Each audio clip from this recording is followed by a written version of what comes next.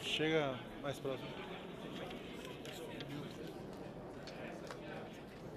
Paulo. Paulo. Paulo.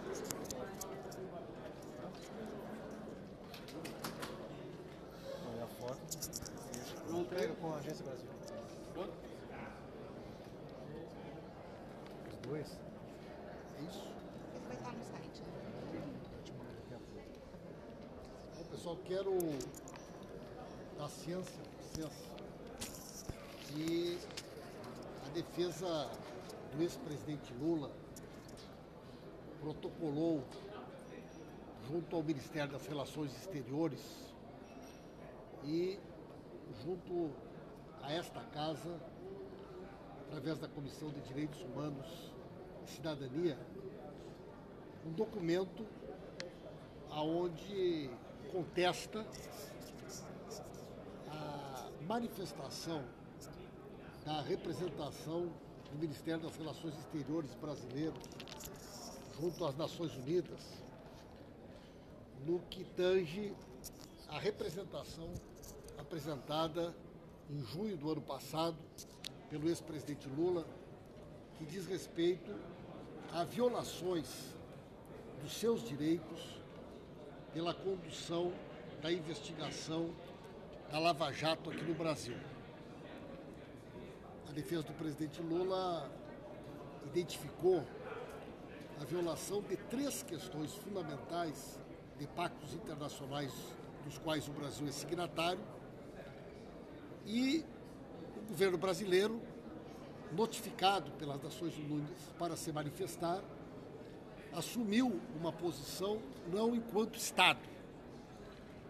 Apresentou um documento que é um documento fervoroso de defesa de procedimentos ilegais que não encontram justificativa na legislação brasileira.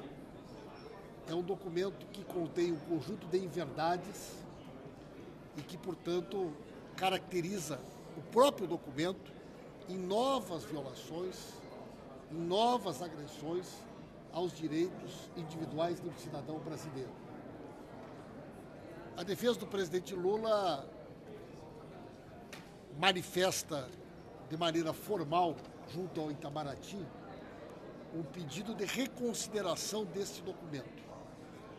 Até porque é um documento que não vem assinado por nenhum responsável técnico e aguardará esta manifestação do Itamaraty para adotar as medidas que entender necessárias contra esta manifestação e contra este documento do governo brasileiro. A comunicação à Comissão de Direitos Humanos, ela ocorre no sentido de comunicar o Parlamento brasileiro deste episódio e desta violação adotada pelo governo.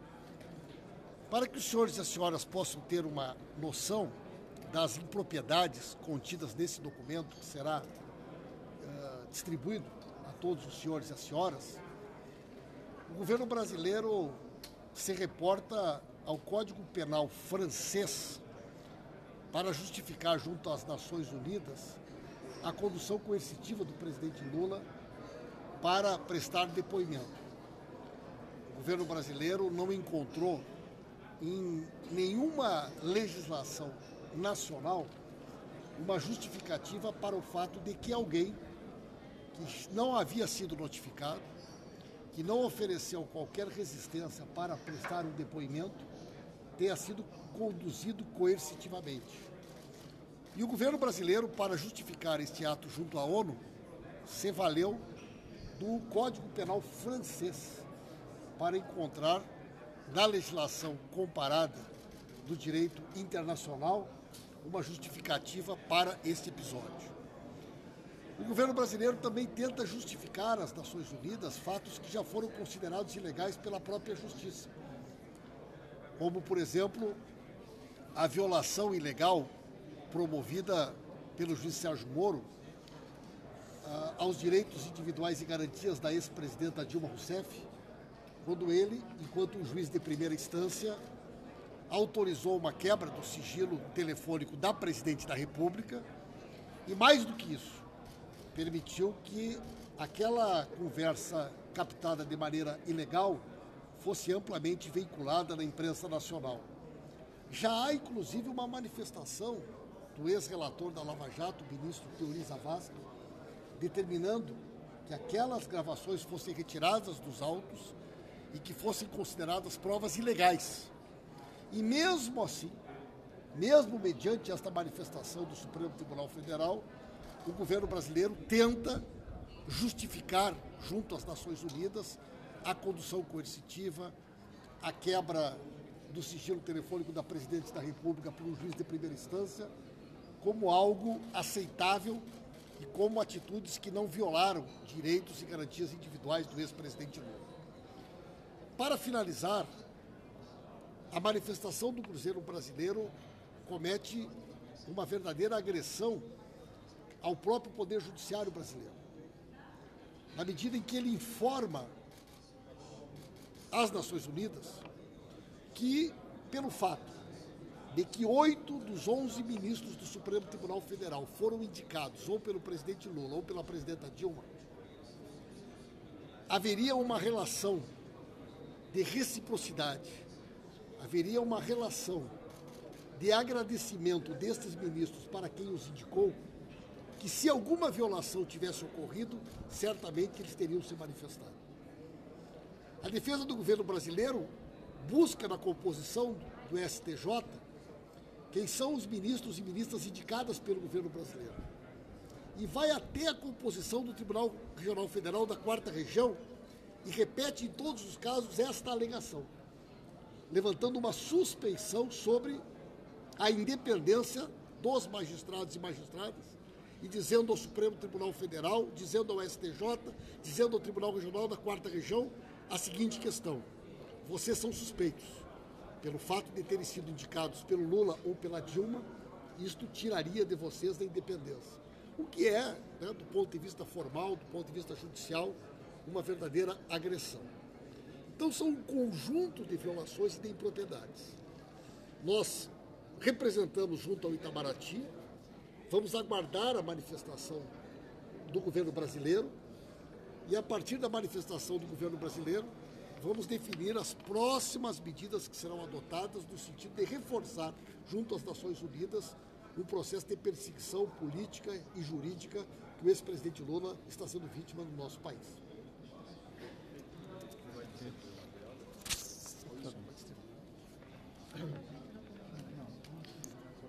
Vamos ouvir um pouco mais do deputado Paulo Pimenta. Temos aqui 400 usuários acompanhando essa transmissão, Paulo.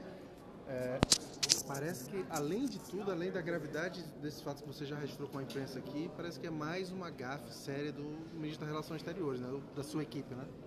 Prezados companheiros e companheiras, queridos amigos e amigas, na realidade se trata de um fato extremamente grave, né?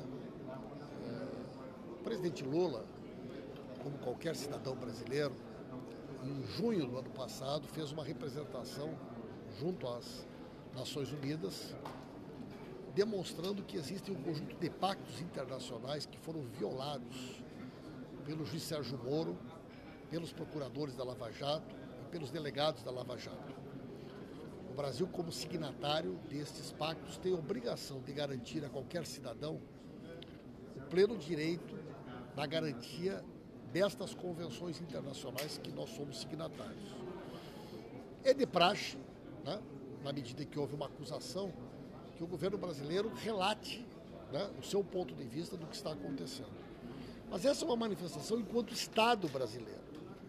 E que o Itamaraty, como todos nós sabemos, que tem como ministro das Relações Exteriores, José Serra, fez, foi nada mais nada menos do que uma peça, não só de defesa, como uma peça quase que de acusação ao presidente Lula. Para que os companheiros e companheiras possam ter uma noção, fatos como a condução coercitiva do presidente Lula, que violou um conjunto de diplomas internacionais, vamos falar de uma forma mais direta. O Brasil é signatário de pactos que dizem o seguinte: para que uma pessoa seja conduzida coercitivamente para prestar um depoimento, ela tem que ter sido notificada e ter se negado a ir Se a pessoa não quis ir, se negou a ir, criou dificuldade para a justiça, a condução coercitiva seria uma medida possível. O presidente Lula nunca tinha sido notificado, nunca se negou a comparecer. Então, um juiz determinar uma condução coercitiva sem necessidade, evidentemente é uma violação, é uma agressão ao direito de um cidadão. Por isso o governo brasileiro defende essa medida. Mas o mais inusitado é que, para justificar esta medida junto à ONU, o governo se referencia no Código de Processo Penal francês. Francês. Porque ele não encontrou na legislação brasileira nenhuma justificativa para a condução coercitiva. No caso da violação do direito da ex-presidenta Dilma, que teve um telefone grampeado por um juiz de primeira instância, é bom que a gente sempre lembre esse episódio, eu sempre faço uma analogia.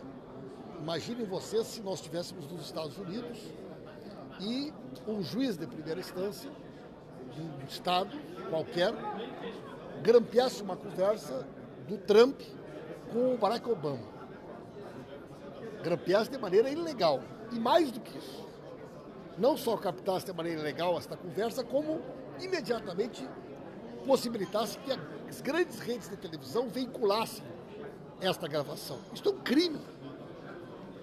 Então o Sérgio Moro cometeu um crime quando ele grampeou a Dilma e quando ele distribuiu para a Globo para que fosse veiculada no Jornal Nacional aquela gravação. E o governo brasileiro busca, junto à ONU, justificar como correta essa atitude. Mesmo, queridos companheiros e companheiras, que o ex-relator da Lava Jato, o ministro Luiz Savassi, já tenha, na época, determinado que estas provas, por serem ilegais, fossem retiradas dos autos. Então, é um amontoado de impropriedades, de ilegalidades. A defesa do presidente Lula protocolou no Itamaraty, porque a missão do Brasil junto à ONU é vinculada ao Ministério das Relações Exteriores, portanto ao ministro José Serra, e protocolou na Comissão de Direitos Humanos da Câmara dos Deputados, porque entende que o documento do governo brasileiro fere e, mais uma vez, ataca direitos e garantias individuais do cidadão Luiz Inácio Lula da Silva. Essa é a apresentação que eu acabei de fazer aqui para a imprensa, detalhando as nossas iniciativas e, evidentemente, denunciando e pedindo a vocês ajuda para que a gente possa furar esse bloqueio da grande mídia, e precisamos que esse documento seja amplamente debatido e divulgado, não só dentro do Brasil, como principalmente na imprensa que tem nos ajudado a divulgar esse tipo de situação fora do território nacional. Maravilha, deputada Paula Pimenta. Daqui a pouco vocês vão ter a íntegra do documento dos advogados, que foi protocolado também na Comissão de Direitos Humanos da Câmara. Vocês vão ter a íntegra desse documento no site www.ptnacamara.org.br. Então daqui a pouquinho vai estar esse documento aí, vocês poderão acessar e ler a íntegra dele, que é um documento, como explicou o deputado Paulo Pimenta, de resposta e cobrança da defesa do presidente Lula à manifestação do governo golpista para as Nações Unidas no processo que o Lula moveu contra o Estado brasileiro por conta da perseguição que ele vem sofrendo de parte do judiciário brasileiro. Então, daqui a pouquinho esse documento vai estar no nosso site, www.ptnacamara.org.br. Vou até colocar o link para vocês acessarem daqui a pouco. Sigam acompanhando as nossas transmissões, o nosso Facebook, o nosso Twitter, o nosso site, e a gente volta a qualquer momento com mais informações aqui da Câmara.